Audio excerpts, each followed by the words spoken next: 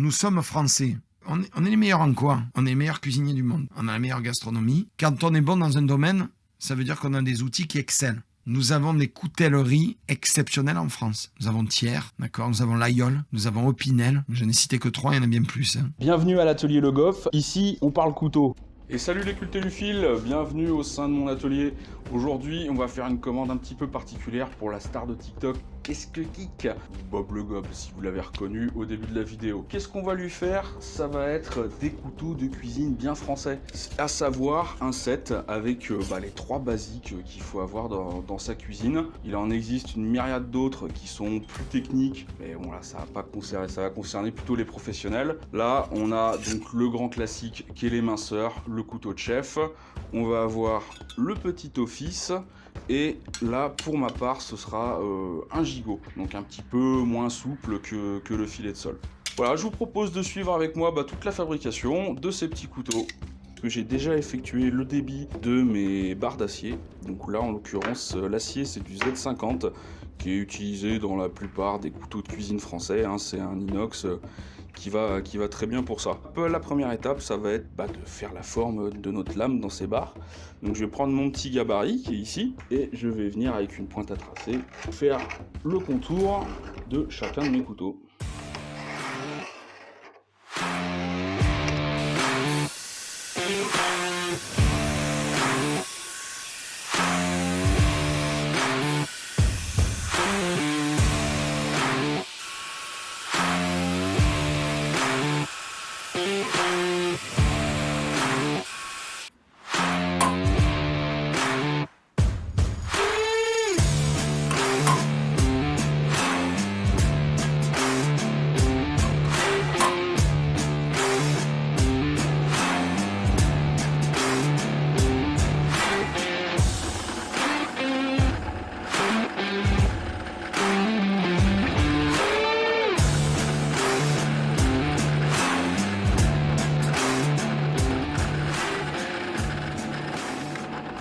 Maintenant que j'ai détouré toutes mes barres d'acier, hein, j'ai fait le profil des lames dessus, je les ai aussi percées, et avant de faire l'étape qui est pratiquement la plus importante, hein, la trempe, on va s'occuper de faire ce qu'on appelle le débourrage.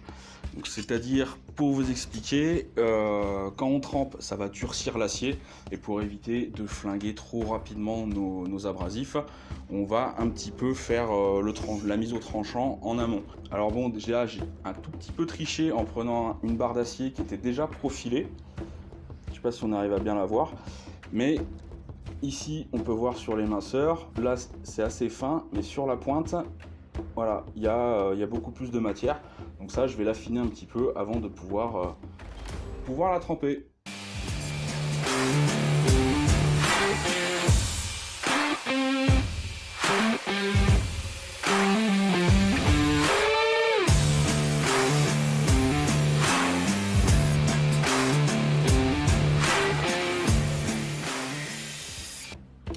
Donc je viens de terminer d'affiner un petit peu mon tranchant sur les minceurs. Il ne faut pas non plus que ce soit trop fin, sinon ça risque de vriller ensuite à la trempe. Je vais le faire sur les 2 autres couteaux et ensuite on va se mettre en mode. Je vais te la jouer à la flamme bien moyenâgeuse.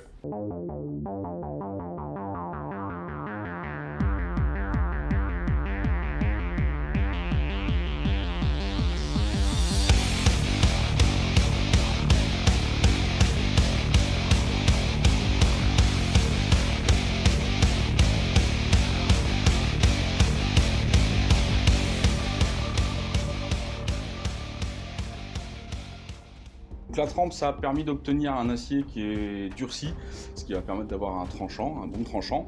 Par contre, il est très fragile, limite comme du verre, il est super cassant.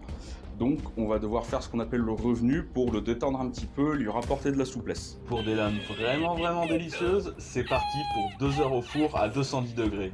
Alors je vais pas rester les bras croisés en attendant que le revenu des lames se fasse. Je vais commencer à préparer les manches. Je suis allé faire un petit tour chez mon fournisseur, qui est une vraie caverne d'Alibaba pour les couteliers. Et pour ces couteaux, j'ai choisi de la fibre de carbone, donc qui est un matériau qui est moderne. D'habitude je préfère un petit peu les choses qui sont plus chaudes au toucher comme le bois, mais là pour la cuisine il y a toujours des liquides et le bois ça aime pas. Et la fibre de carbone, donc matériau qui est très résistant, très léger. On va le faire ça avec, en petit bonus, on va essayer de faire des intercalaires bleu, blanc, rouge. Je vais vous montrer ça.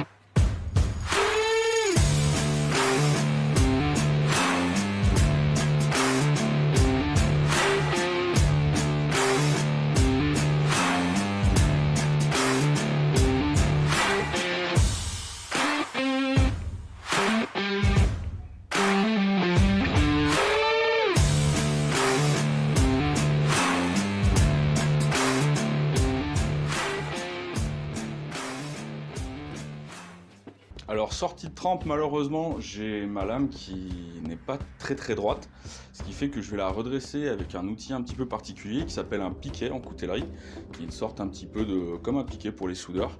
Et au contraire de la forge où pour redresser on tape dans le sens inverse de la courbure, là on va faire un petit peu, le concept c'est un petit peu comme un muscle qui serait tendu sur lequel on vient masser pour qu'il reprenne sa forme initiale.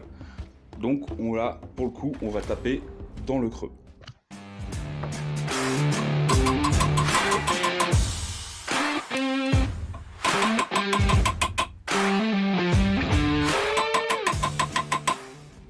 Maintenant que mes lames sont redevenues bien droites, je vais pouvoir finir les moutures et procéder au polissage, les terminer avant de monter ensuite les manches qui ont mis quelques temps à coller derrière moi.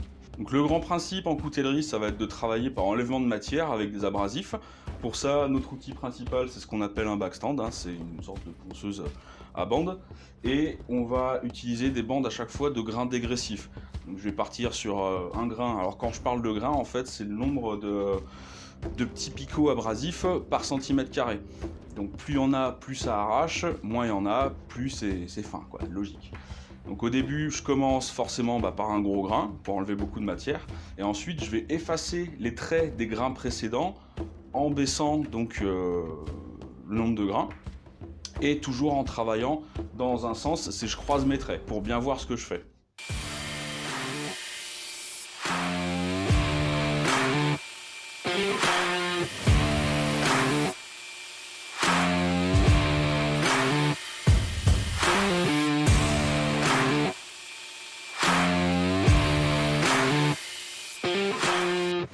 Là, j'ai fait donc une première face de ce petit couteau d'office et vous pourrez le voir, je le mouille très fréquemment parce qu'il faut éviter que ça chauffe pour ne pas perdre des propriétés. J'ai donné à la lame en faisant les traitements thermiques.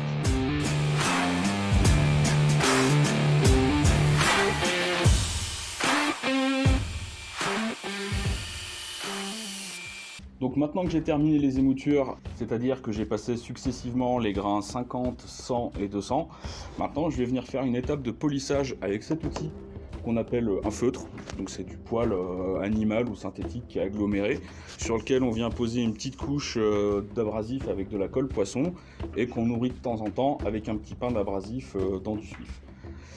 Pour information, les moutures que j'ai faites sur les lames ce coup-ci, c'est des émoutures plates. C'est le grand classique, c'est le plus polyvalent et qui reste simple à affûter.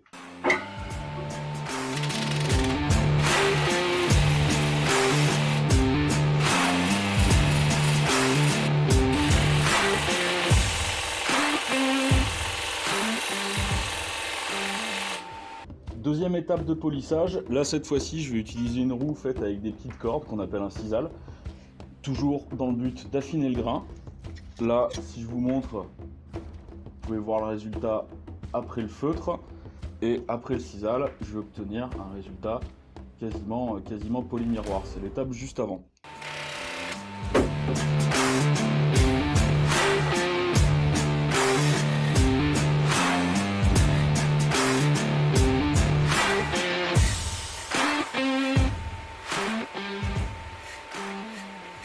Et pour achever le travail sur les lames, je vais venir faire donc la finition avec une brosse, donc qui est une roue cette fois-ci avec en nylon, un petit peu comme les grattoirs d'éponge. Ça va venir strier finement l'acier. Et donc je vais le passer cette fois-ci, ça va me faire donc un petit satiné, je vais le faire en long. Les lames, elles sont prêtes, les manches aussi. Là, j'ai passé 3 jours à coller les petits intercalaires bleu, blanc, rouge dessus. Première étape, ça va être de percer les trous avec la petite bécane qu'il y a ici.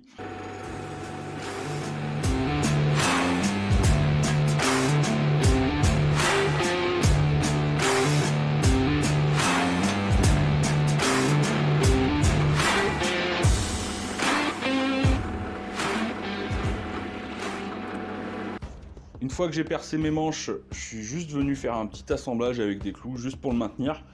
Là, l'objectif, ça va être de dégrossir déjà tout le contour du couteau, le plus gros de la matière, mais surtout de faire la petite partie qui est devant du manche. Parce que ça, une fois que c'est fixé, on n'y a plus accès, il faut vraiment y penser. Là, attention, la fibre de carbone, la poussière, ça gratte un petit peu les poumons. Donc je vais utiliser pour me protéger un accessoire qui est bien connu des adeptes des soirées feux de poubelle et coups de matraque. Comme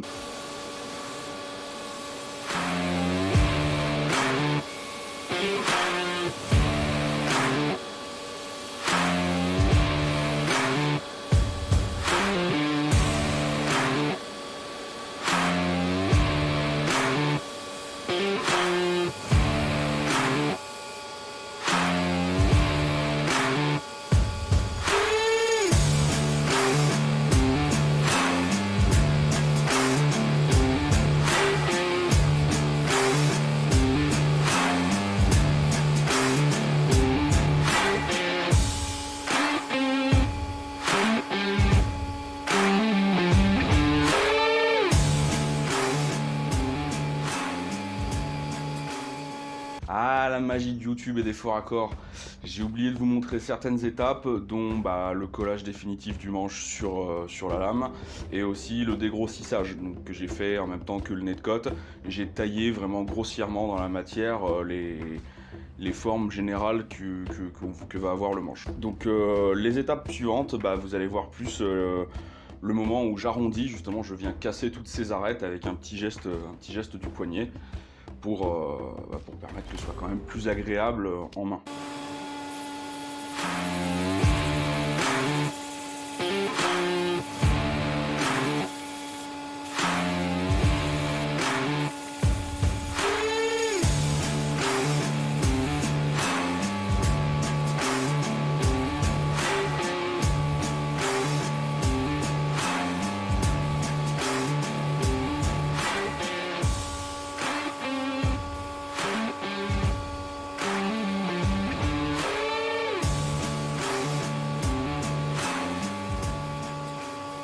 Là, je vais venir clouer le manche, donc je vais faire un rivetage avec des petits molletons, c'est-à-dire que je laisse un tout petit peu de matière dépasser du clou à l'extérieur du manche, et je vais venir le taper tout doucement avec le marteau en faisant des petits ronds, de façon à ce que ça fasse une espèce de petit champignon, de petit chapeau.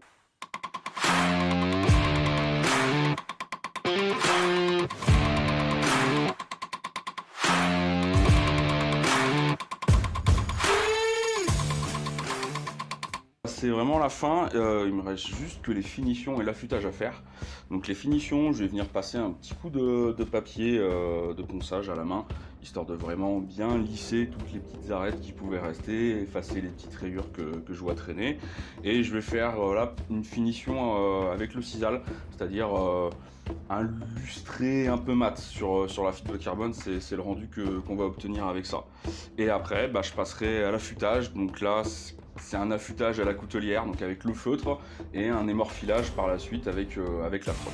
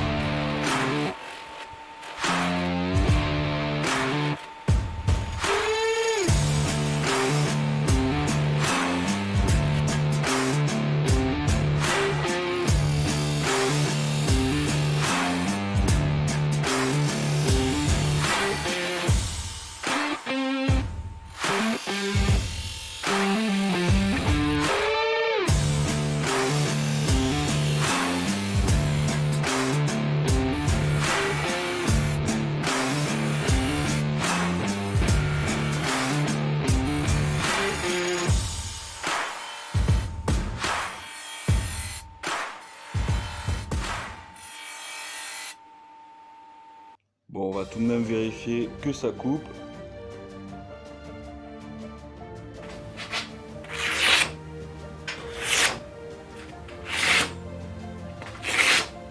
Je vous remercie de m'avoir suivi durant toute cette petite aventure. J'espère que ça vous aura plu et intéressé d'avoir un petit peu découvert mon métier. Pour ce qui est des couteaux, ils sont prêts, là, ils sont dans la petite boîte. Donc je vais les envoyer à Bob et il pourra découvrir vraiment le travail qu'il y a à l'intérieur et vous montrer à la cam. Je vous dis peut-être à une prochaine. Allez, salut les cultéluphiles. Vous aimez mon contenu, n'hésitez pas à liker, commenter, partager. Vous pouvez aussi suivre mon travail sur Facebook et Instagram et retrouver mes couteaux sur mon site.